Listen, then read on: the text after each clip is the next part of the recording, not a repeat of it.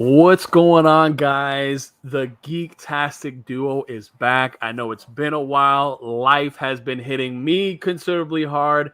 We have a little baby that we welcome, 2-month old. So I got a lot of screaming, crying going on, and then lack of sleep. So it's been hard to get on some streams. I don't know if Hero Geek is having that problem. How about you, Hero Geek? It's been pretty busy. Yeah, things have been kind of crazy. All right. Well, we're here. Too. Yeah. We got a Geektastic Duo video. I did make time to see Ghostbusters Afterlife, as did Hero Geek. So the Geektastic Duo is back. We're going to try to do some more streams talking about video games we love, movies, TV shows, that kind of thing, all the geeky goodness. But we're here to talk about Ghostbusters Afterlife. Ron, Hero Geek, take it away. Yeah. What are your thoughts, man? What are your thoughts? I really, really, really enjoyed this movie. I really did. Yeah, it was just exactly what I had wanted it to be.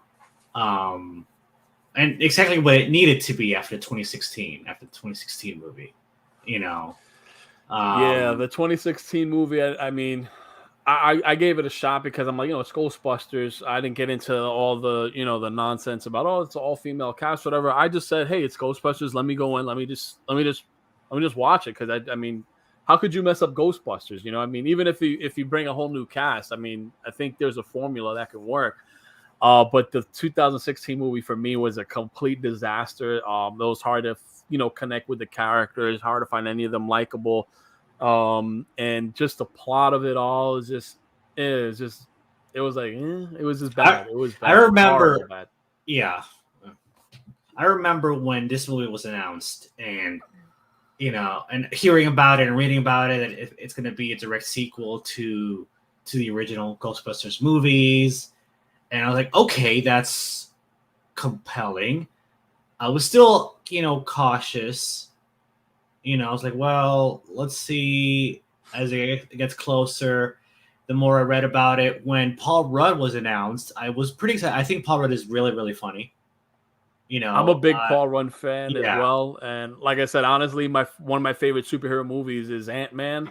Mm-hmm. And I wasn't big on the comic book Ant-Man, but I just like the idea of a guy who go to the size of an ant and then, get big. So, and then the fact that Paul Rudd, for me, it was a good chemistry. So, yeah, he pulled it off, and I always love Paul Rudd. I just love his type of comedy. I mean, yeah, exactly. He's you really either love funny. him or hate him. I love him. So I think he's funny. He makes me laugh. I like. So things like they started announcing that the original cast was going to be coming back for the movie. And like always, Bill Murray was hesitant. Bill Murray is always the holdout. He's always the one that doesn't want to do it. I know, because this movie been in limbo for a while, even before, then Harold Ramis passed away, sadly, and then it's just like, you probably did put a can in. It's like, it's probably not just ever going to happen.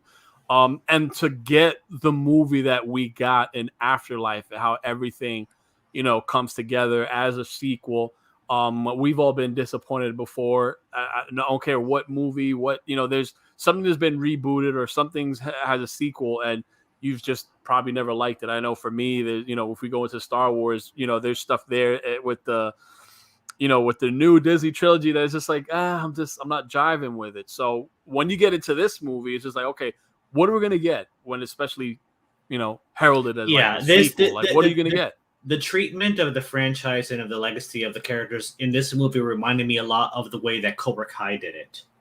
Mm-hmm. Or that the Creed movies did it, Have you seen the Creed movies, right? Yeah, I saw. Yeah. Yes. You've seen Cobra Kai also? Cobra Kai, of course. Okay, so they handled it very. Yes, they handled know it how to in that respectful. Where they're bringing in new characters that are good. These characters are good characters. Yeah. At the same time, respecting the legacy of what came before and not disrespecting it, not belittling it, not it's really good. Like, people might say, hey, you know what, it's too much fan service. Here's my question: what is the problem with fan service? I don't see nothing wrong with fan service when the story can stand on its own 2 feet. If you're just making something that's just fan service with nothing but fan service. But if you got a story that can work, it can complement the fan service. They could go together. I mean, after all, you wouldn't have a franchise without the fans. There's you wouldn't have a franchise, a franchise. yeah. You wouldn't have a franchise without the fans. You want to make them happy. There's a difference between empty, shallow fan service and substantial like fan service with substance, right?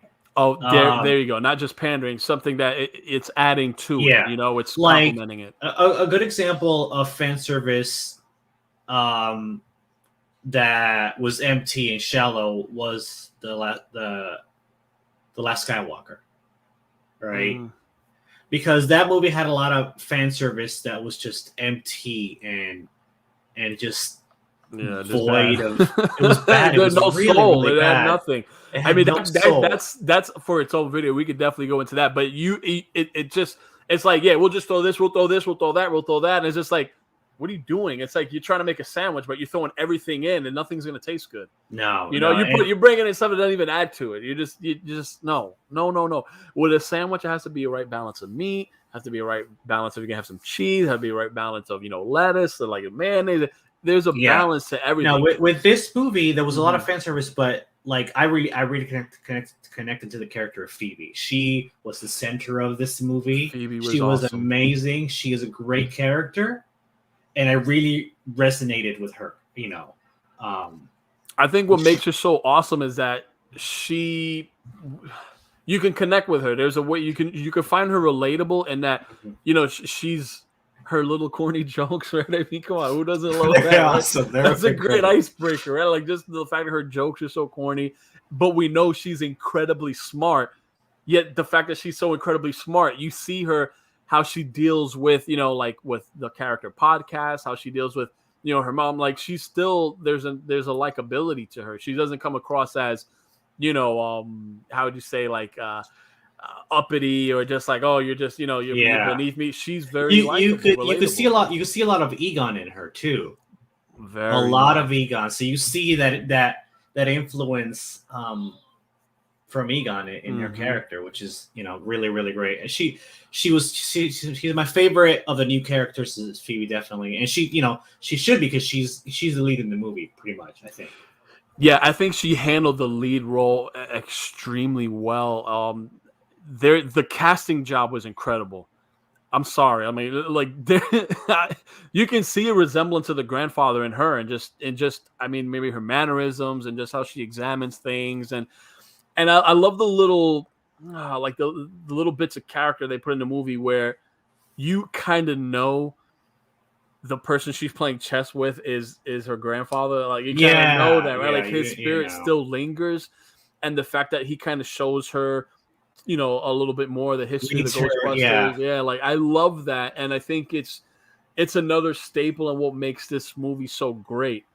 Is just the connection with the grandfather, and how he's this deadbeat guy you don't really care about, but man, how in the beginning it's just, and how they did everything, and then they're bringing it all together, and then he's kind of like the tie that binds, as much as he was never there. Like, it's done so well. So for the movie, I love what they did with the plot. I love Phoebe as a character. I think she's amazing as to carry the Spangler legacy. And if we're gonna go into a new, Ghostbusters era, I think she's great as a lead to usher it in. Now, if we go with the other characters, the brother, I think his name was Trevor.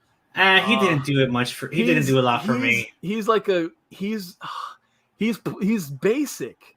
He has some little moments there. I don't know who. I mean, I don't. He doesn't have the charisma to be like the Peter Venkman, and even Ernie Hudson as Winston had some charm to him. He had like a rugged charm to him where I don't see him as, even though I don't even want to. He was so normal and basic. Like, I just like the girl interest of I think the girl, I can't remember her name.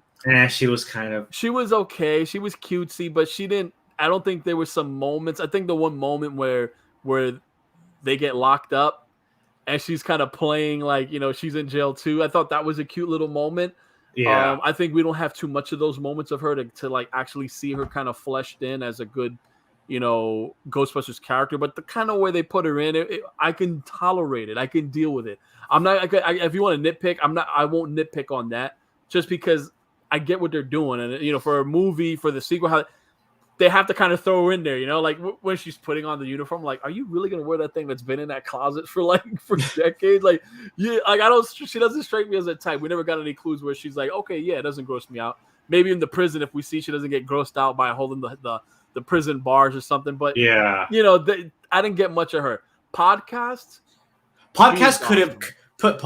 could have been a disaster. But he was could awesome, have been right? a disaster, but he was funny. I liked him. He was awesome. He was awesome. I love the way he connected with Ray's stance at the end. Yeah, that was cool. That was so great. That's how you do it. That's how you do it. And he's like, it doesn't really what do you say? The show doesn't really take its shape until the 46th episode. And then Ray Stantz says that he's like, "You're my subscriber." Like I can see that. That was a genuine connection that came off like genuine. One thing I think one thing about Phoebe I like is that she's awkward and weird and dorky, but also very endearing and likable.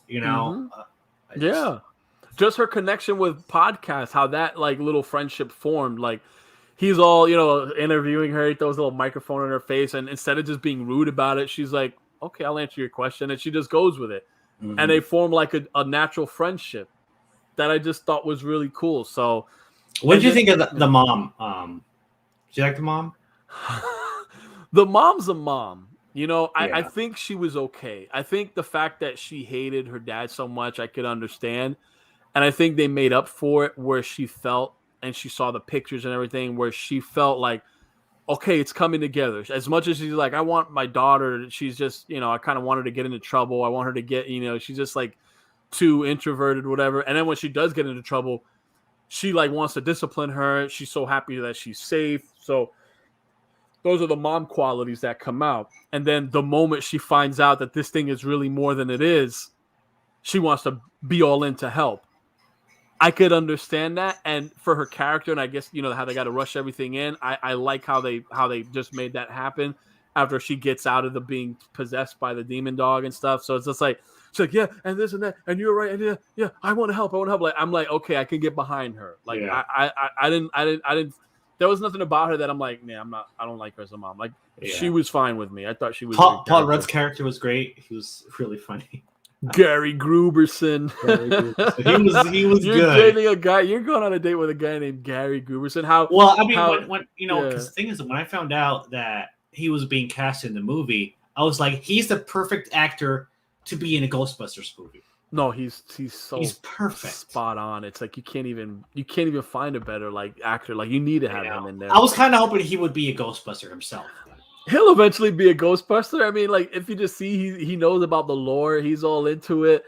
I like when I want him to be a Ghostbuster. He will. I mean, if you go through it, he has to be a Ghostbuster. How does he not be one? I mean, he's smart, dude. He's isn't he what is a seismologist or whatever? And he was in that school just to kind of track the earthquake. So he's in there. The writing's on the wall that he has to be a Ghostbuster. I mean, you don't make a new Ghostbusters era and they're just kids. They need adult guidance, and the mom and him are the perfect pair to like kind of like cement this. As I'm just saying, as a writer, the creator in me, I could see the fun you can have with him and the mom, and the rest of the cast. They could work. Did you stay? By the way, did you stay for the end credits? There's 2 end credit scenes.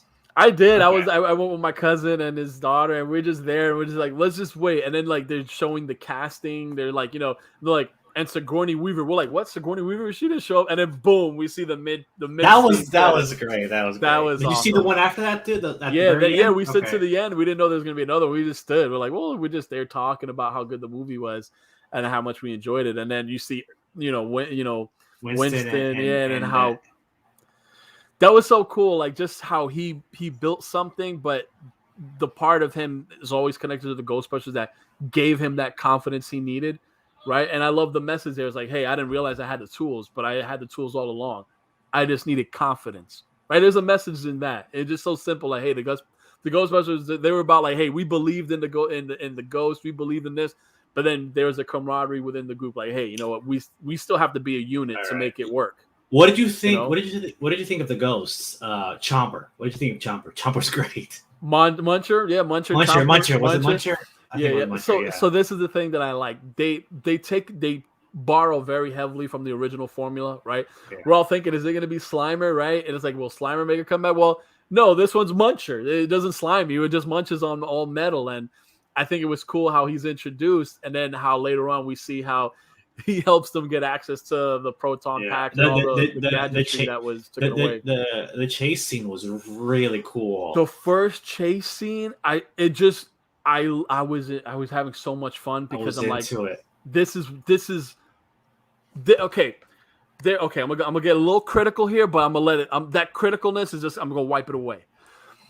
You could be so critical and like, okay, how the heck do they got the trap with the wheels and the little, podcast remote controlling it so perfectly? He knows what button to press to open the door to drop it down. Like, how does he know the heck how the Ecto one works? That's the super duper critical part of me. But then I let it all go away because it's so much fun. It makes me feel like a kid again. So I'm not gonna. You just don't. It's so awesome. It's like, that's just great. Like if we watch Ninja Turtles, right? Even the old TV shows, right? From the 87 series. It's so goofy. It's super goofy. If you just like, okay, just 1 minute they're here, then the next minute they take a plane to Florida and they just land right where the ooze, and then like that just becomes Leatherhead and that becomes the frogs. Like, really, like, just so like, really?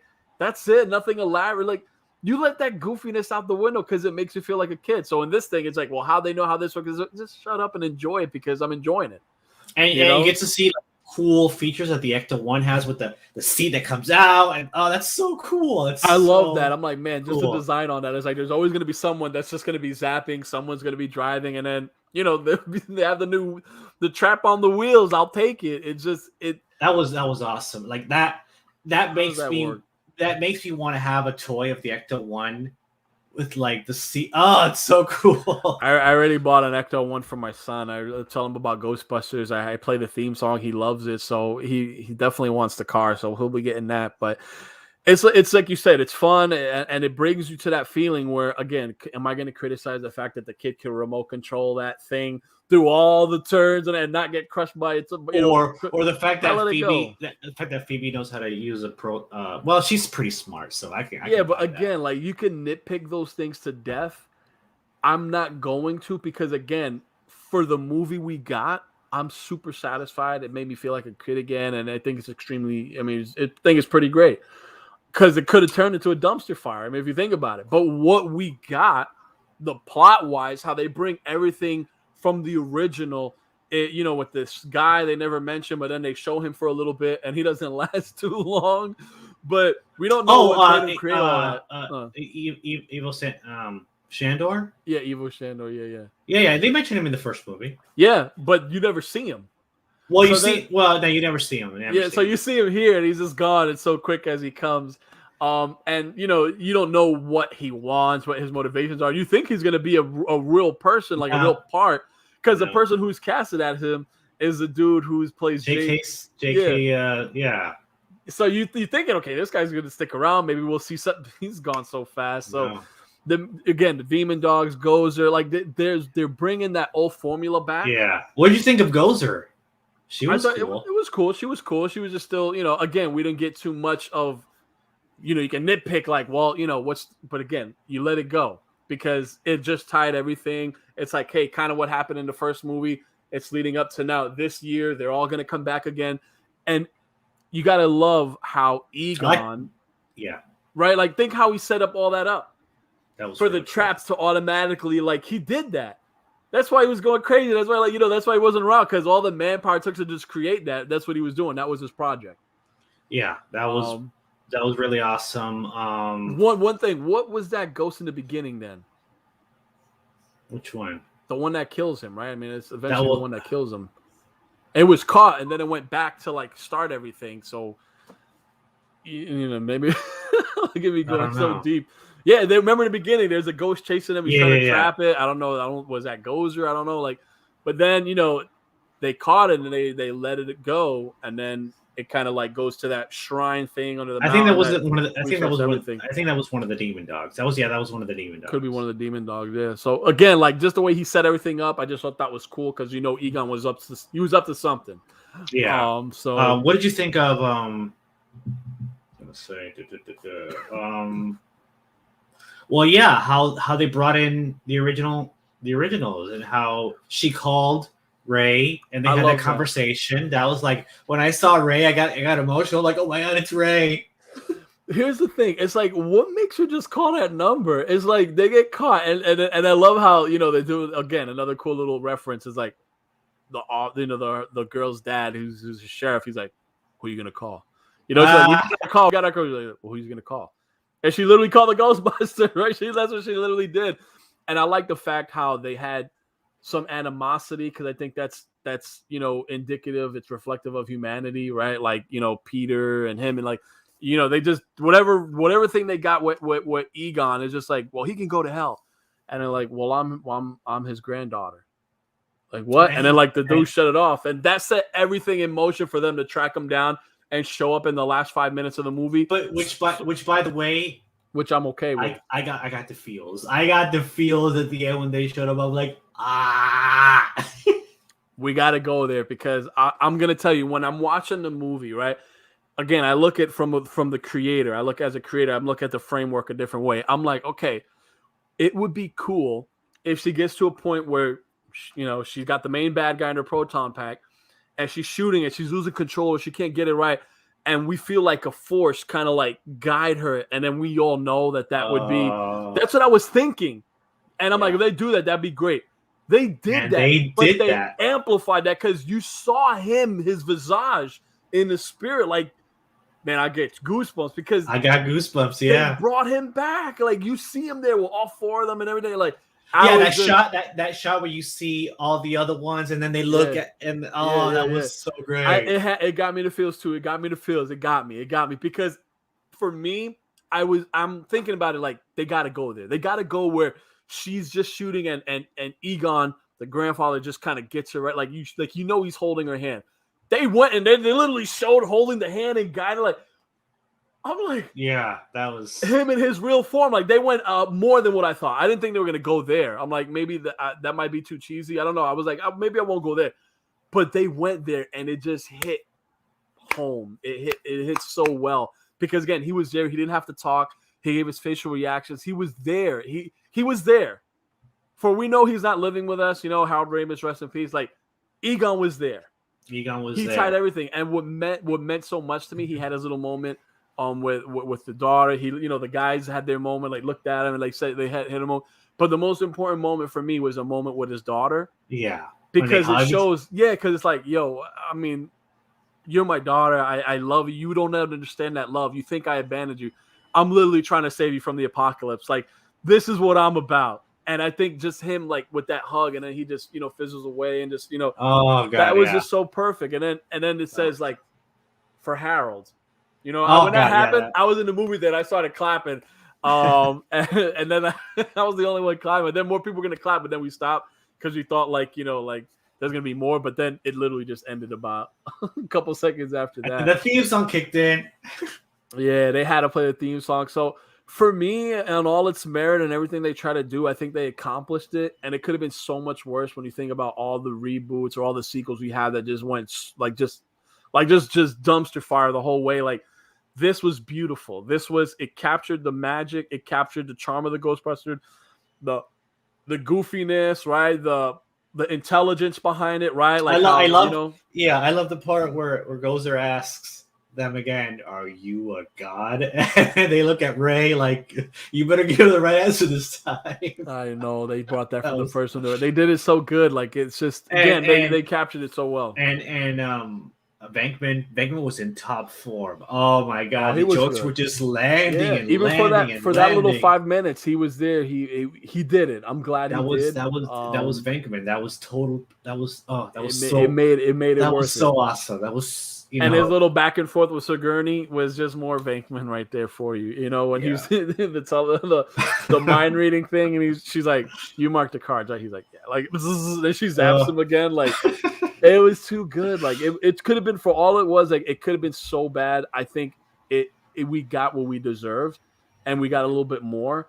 And I think it's set up in a way where it can keep on going. And I would like they do maybe a trilogy of movies. Well, no, I think they're they're working on several. I think the TV shows an idea. I think more movies are. And they want to bring back the Ghostbusters franchise. Just take care of it. Don't overwhelm yourself. Just do it in the right way.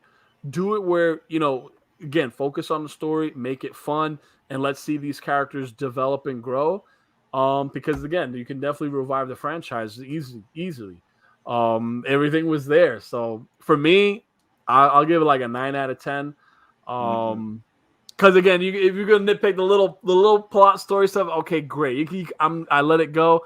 But for me, it was a 9 out of 10. I don't want to say 10 out of 10. I don't like to, this rare. But 9.5 out of 10, I could even say, because again, I think of what it could have been, meaning it could have just been just bad, but it was for me so good. It was just like I didn't have such high expectations, but the fan service delivered in every way. The story was good. Like it's what I think they're doing great. They could leave it open where. Just how they created the whole Gozer this, the whole, they could create a whole new threat, like they could bring it back. At the end there, they imply the Ghostbusters are back because they, so and we're seeing the trap machine, right? We're seeing that, like, it was blinking, like you can do so much. My suggestion is take good care of this franchise. There's fans, and it can go a long way. Just take good care of it because it's a beautiful thing. What did you think of the mini puffs? Again, for me, it's hilarious. Now, if you think, how they manifested, if you think about like how the Stay Puft Marshmallow Man manifested in the first movie, and you think, was there any it's just like a second and they're just right in front of them. Like they didn't even take 2 minutes to just, I don't know, maybe there was an essence and then it hit maybe something from the dog. Hit the marshmallows or some energy there. It's just like all of a sudden they show up. I'm not gonna complain and crucify it because it's hilarious. It was just funny. They're on the little shop vac thing on the floor, right? And one got smeared. I don't know if you didn't see this. I know they smeared. It's just like stupidness, but it's funny. They're cooking themselves. It was great. Yeah. And it was a nice little play on the first one. So again, I think it was good. I'm not gonna crucify how did it? You have fun with it. All I know is they have it set up where they can create a whole new threat, or they can have a lot of fun with this franchise. And I kind of hope they do. Me too. It was an amazing franchise. I'm looking forward to what they do. I hope they don't screw it up because just don't, man. Just don't. That's all I can hope for. Just keep it the way it is because it's fun. It brings me back to that Saturday morning cartoon fun. I had a lot of fun. I went with my nephew, and before we went to go see it, I showed him Ghostbusters 1 and 2. So we got to be prepared for Ghostbusters Afterlife. No, did you see the first two? Recently? Of course. Not too recently, but recently enough where where it got me where it needed to get me. Because again, it got me. It was a great, like I said, for me, it's a great movie. I'm definitely look forward to what's to come. Take it easy, TV show, movie.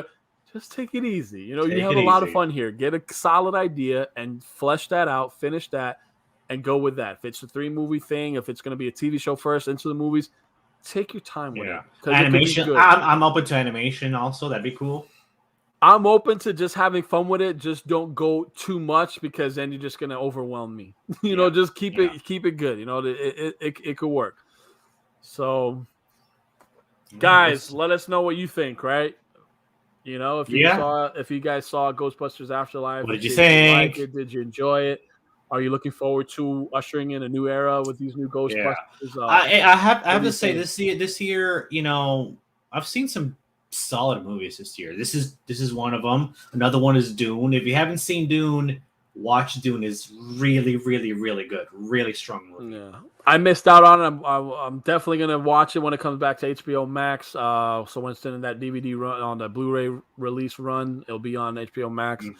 I'll watch again. We'll have a video review on that. But 8-Bit Christmas. I saw that 8-Bit Christmas. Yeah, that's last night. I saw that last night. Actually, I gotta watch that over the weekend. So that'll be our next Geektastic Duo review. Will be 8-Bit Christmas.